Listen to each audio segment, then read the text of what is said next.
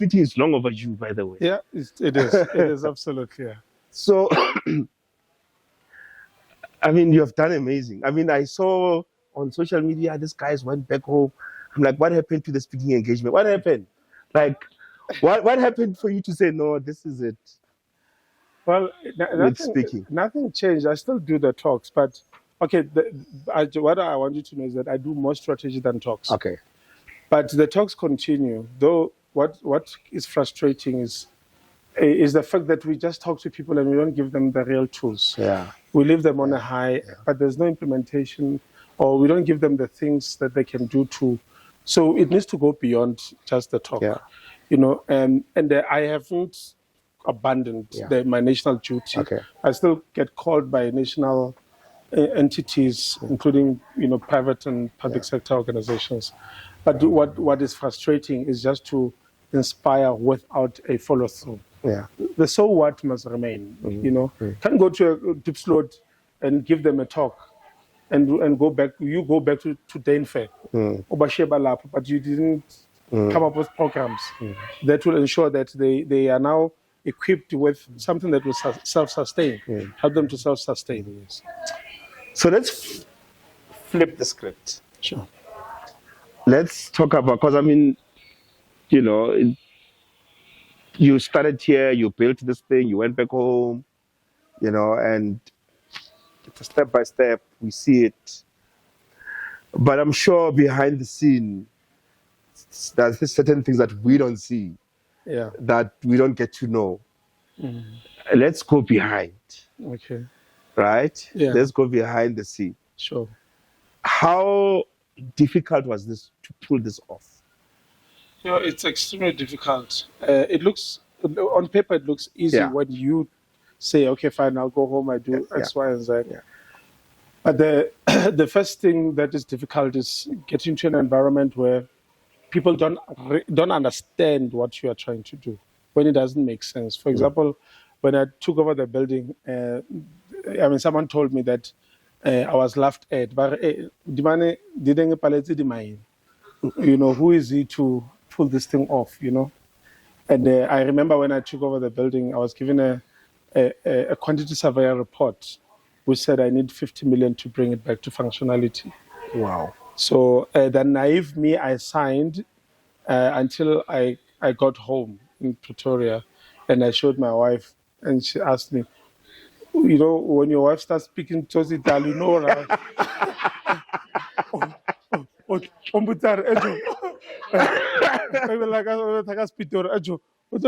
right? And then I realized she was not being negative. She was asking me a practical question. Women are practical like us, and I realized she asked a very important question. But then I had to remember to remind myself for it. When I was in high school, I did not have money to go to tertiary. Yeah. I spent most of my high school years without food to eat every day. Yeah. I didn't have money to go to tertiary, but I ended up and I qualified and I finished. When I started this business, there was no money. So therefore, that reminder of the journey and all the challenges and how I actually overcame them, it became a reminder for me. So that was one. Number two, it was also facing the politics of my town. Okay, so you may be loved from a distance, but the minute you start trembling on certain things, suddenly the same people that used to cheer you on, they start hating on you. But I thought we agreed or this thing is important, So having to understand the politics of business and the business of politics was a major thing for me, especially because the political dynamics of Gauteng and the Northwest and provinces are different. Here in Gauteng, there's a general principle. Here it doesn't you. Yeah. So we all understand those movements and stuff. So I can meet Dr. Raj and we are fine, we do business and stuff. So now I must understand these dynamics and so forth, Which is frustrating if you are used to the space here. Yes. And then you get there, because I also try to do some projects in other provinces, and then there's all this wagabanwe now. Who do you know? Yeah, exactly. And that is the frustration that I faced. But then how I overcame that, I realized that I need to insulate what I'm doing from political interference, legally so. So therefore, I do work with politicians. I do work with government, but they can't interfere much on the programs that I'm doing because it's insulated from interference. And also, even my resource mobilization, when I noticed that this one's bankalo ke tjhelete, I don't raise it from them. They see things happen. Because remember, I'm also using what I have, which is my national stature. So I know where to go, and then they see it happen. So abakhona stop, abakhona touch. But also with time, and the other thing though is that we also need not generalize because there are some people politically and so forth that understand and believe in this thing. I mean, just to give you an example, one MEC 2 years back took me to Turkey because they saw we started a textile factory. They said, look, one of the biggest challenges we'll face is fabrics. So we went to one of the leading manufacturers there to forge a partnership and so forth. So you don't generalize, but you also need to be alert of the environment that you have. And then I think the third one is the issue of capital. Big one is the big one because, a capital from, okay, maybe let me break it into two parts. It's capitalism on the left and the actual capital. So capitalism is a system so that people who own spaces and they would not allow you to come up with what is different from what they originally intended. So I had to fight the capitalist system. It's still a fight that's ongoing. So what they do, they make it difficult for you to raise capital. So they give you this thing, but if you don't check the fine print, someone will say, well, that close mamang is the reason why we can't fund you.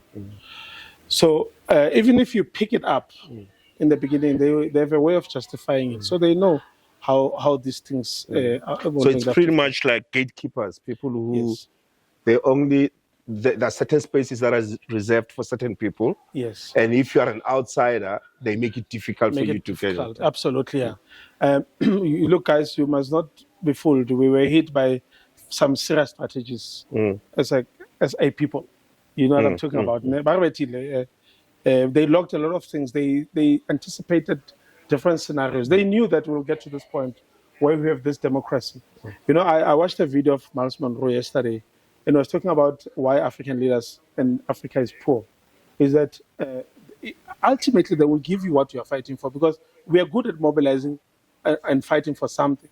So he uses an example of a sugarcane field. He says you'll fight for it and ultimately they'll give it to you and they'll walk out because they know the next problem starts. Because otherwise, we'll be more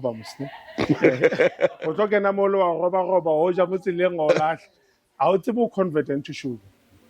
So what they did is that they did scenarios to which said, look, even if they can grab what they want, we will own the means of production of the thing to convert it from raw to a product, and that is the challenge that we are faced with. So we sitting here and those that are of our generation are tasked with unlocking the systems. Give me an example. Let's go deep on this. Okay, let's say a mine. So what I didn't mention is that I'm also involved in mining now. Don't ask me how, but I found myself. Okay, let's do some research on this. So they can give you a mine asset, but you won't have access to a plant. All right. So if you don't have a plant to process that mineral, you are already dead. Your shobi sangayo zothatha myself next to that asset. That's all that we will do.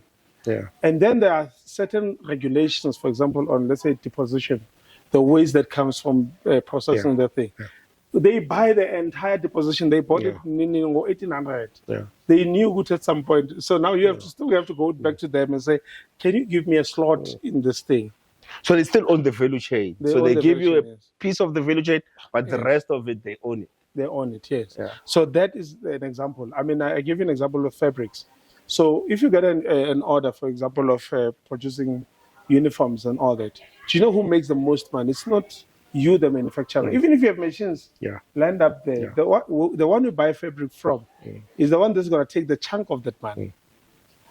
You understand what I mean? But you can't keep faulting people. What are we going to do about it? Because we are the ones who grow cotton. From Cape to Cairo, cotton is here. The gold is here, the chrome is here, the platinum is here, and all that. Sizothini thina njengabantu abantsundu to change the status quo, and that should be our obsession. How do we change things? You know. So, paint a picture for us. You get into this building. Yeah. How was it? I mean, did you look at this thing? What was I thinking? Well, the first thing I want to buy Ravazit, and there's no door that works. There's no water. There's no electricity. You can't even see your finger at night. I remember one of my first guys to employ. It was around 6 o'clock. He came and said, "Oh, that's how dark it was." Wow. Because they had stripped every electrical apparatus in the building. Luckily, the mini subs around it still had power. Because they were guarded by cameras and all that. But so that's the first thing. You see something that's dead. But remember, happy leadership is about visioning. So you can see that it's a scrap, but you see what it can be. So that's the visioning element to say we can turn this thing around. So that even though the status quo then was bad, but we could see what it can become. And of course there were those people that were in there, taking underground cable and all that. That was a big challenge that we had to deal with. Yes. So, I mean, I listened to you, I'm inspired. I mean, has there ever been a situation where you were like, I'm going back to Joburg? Yeah. Like, it happens every month. Every entrepreneur from the 25. Short tempered, so every month, I'm telling you. And for some reason, time gallops so fast for entrepreneurs. Like I told my 1 and then already 7. If you're already 15, what's going on in this month? So every month I go through that. I mean, what happens? Hey. Give me an incident or a situation where you were like,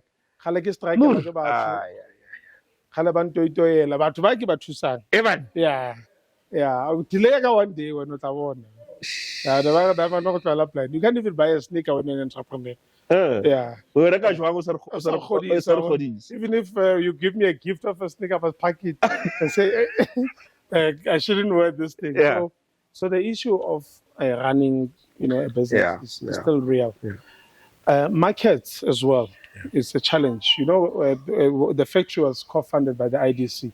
By the way, one parliamentarian asked angrily, what has IDC done? The IDC did something good for us because they helped us to buy additional machines and so forth. But people can choose not to buy local, even when there's a factory here, and go somewhere else. We once closed that factory for a year and a half. What? Was looking for a market, yes. So people can choose not to buy from you. That's why I remember one statement by Euphonic that says, give it up to the strangers. Most of your success will come from strangers, people that you don't actually know. So I look at people that are using our services, are people that are 200 kilometers radius from the center itself. Yes, locally it's growing, but the biggest ones. So the issue of access to market is a challenge. But again, we need to create our own markets. So we need to, if you're a DJ, for example, create your own gigs so that you hire yourself. So if they can't give me business, I create business for myself. So you have to design your business model such that even if they think they close the tap, until I don't create your own gig. So creating your own gig is very important. Yes. Okay. Yeah. So how do you then deal with these situations as they're breaking out? I mean, here are the people, you haven't paid them. they're threatening to break things, Yeah. you know. Look, you need to sell the vision, and it's a constant journey. You know? So even last week, you called meetings with people who explain to, we are dealing with human beings. The one thing that makes people detach is when you create the us and them. Yeah. So you there, they there. But if you come down to people and you tell them and you show them what you are building and all that constantly, it's not something that it's like the 10 commandments. You have to recite them over and over again. So getting the buy-in from people and making them aware that you are with them and they are the core of the business, that really makes a big difference. Yeah. So the minute you detach, then but and of course, if in your personal conduct, you can't. When there was Durban July, someone posted, all right, there's a legend who has not paid employees but is busy, So Luana, there are entrepreneurs that are heartless. Yeah. Fella, they go, don't pay people, it's December, they're checking it bag. Yeah. Yeah. Why don't you take care of the people? So my principle, Doc, is that I say to my staff, I want to see the success in you first. Yeah. Yeah. I want to see your skin changing. Yeah. So let's make you successful. Let's make people happy. Because when you make them happy, even if you come with that 4-pipe, they will cheer for you. Yeah. They'll do a guard of honor and say, I and no mama and so forth.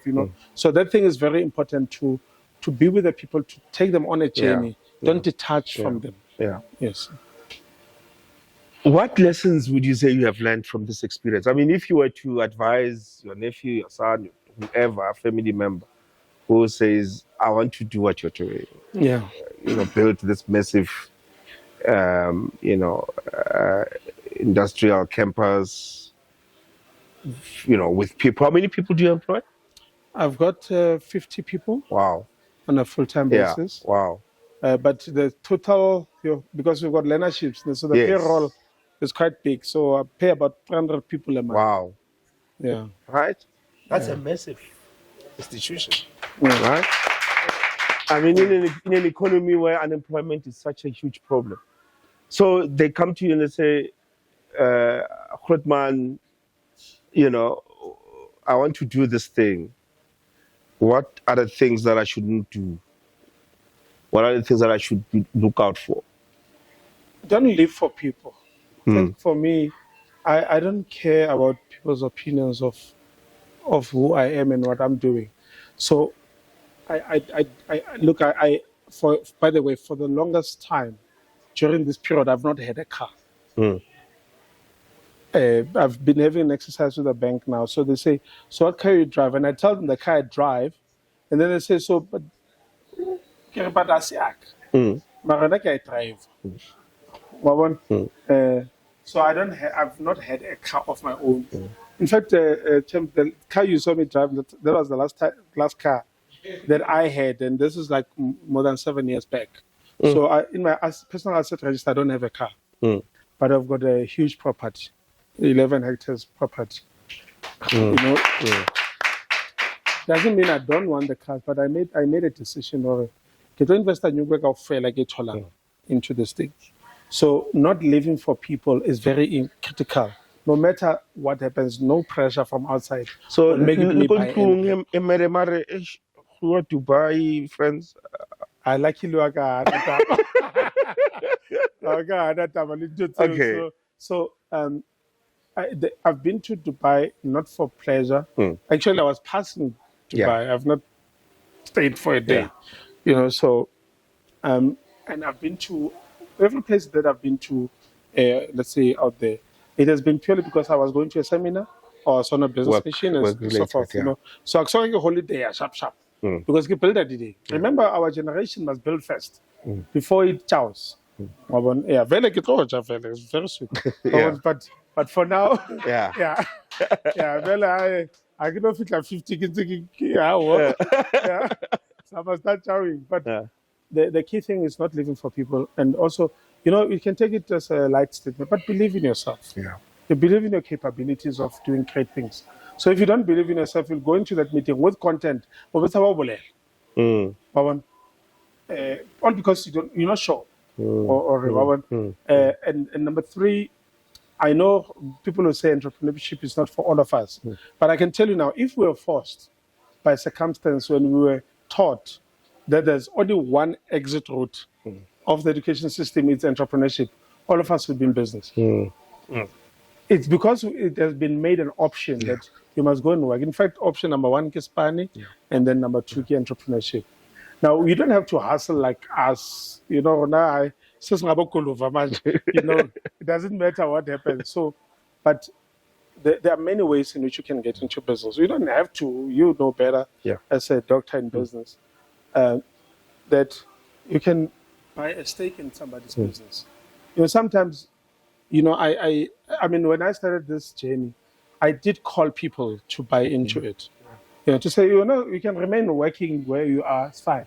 Mare, you know, here's a vision to buy into. Not many people understand that, but there are many ways in which you can be part of a business without necessarily being in business, you know. Sacrificing is very important. And really, really saying, I've got a long-term goal. Because I don't want our children to suffer like we did. You know, they must have a better experience than we had, you know. So we are the generation to make it better. So, you know, interesting you say that entrepreneurship has been an option. When I was doing research in one of the projects, when we go back to, you know, before the farming age, the self-sufficiency age, your Homo sapiens, the concept of work did not exist there. No one woke up in the morning and says, I'm going to work. And I'm coming back. And month end, I mean, we were all enterprising. All of us. There was no option but to enterprise. And we did. Right? So until they introduced the concept of work, and now we believe that because we grew up in the concept of work, we can't actually do anything else. But anyway. No, actually, everything, if you go to back, you have mentioned something very important. Go back to the history of a thing. Understand where does it come from and who changed it. And why did they change it? They changed it because they know once they deal with us psychologically, then we'll believe that. And in fact, we are enterprising. Every time you go to work, you are an entrepreneur going to sell your skills at that workplace. Absolutely. You just don't realize it. Now, the scary part is that we were told about job security. And Peter Drucker, you remember the late Peter Drucker, he said job security is dead. And he said this in the late 80s and 90s. It didn't make sense. But look at today. You know, it doesn't matter how qualified you are. How sure COVID showed us, hey, things can change. Now, when you go spanning down, hey, they can call one board meeting and change everything. Then what? You know, so we need to start putting into practice what we know to build something. And it doesn't have to be a small business. You know, there are people that run NPOs that are doing great work, you know, that get into communities and they do some fantastic work, you know. On that enterprising note, thank you so much, Jenny. Thank you.